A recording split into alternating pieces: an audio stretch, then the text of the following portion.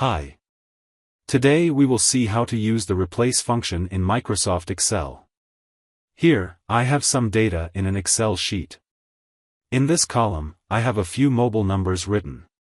And what I want is that, +91 country code should be written in front of all these mobile numbers. Like this.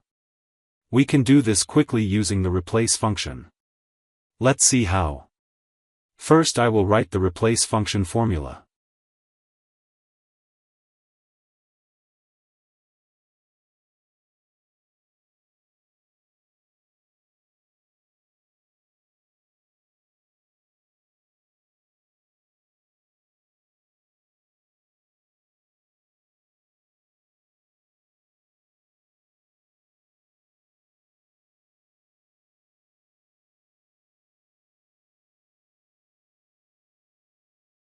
Here, the first argument of this function is the text upon which we want to work on.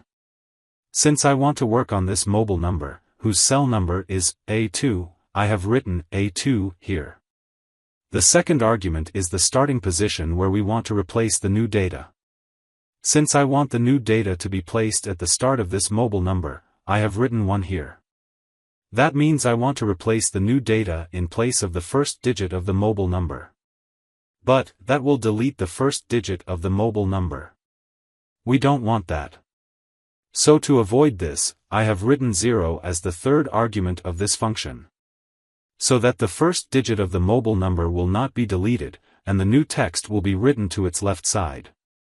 And finally, I have written the new text that I want to replace in the original text. I want +91 written. And I have given a space after 91. I will press enter now. See, magic. +91 is written in front of the mobile number. Now I will just double-click here at the small green square, and the same effect will be replicated all over. Amazing! Right? I hope this helps you. Thanks for watching.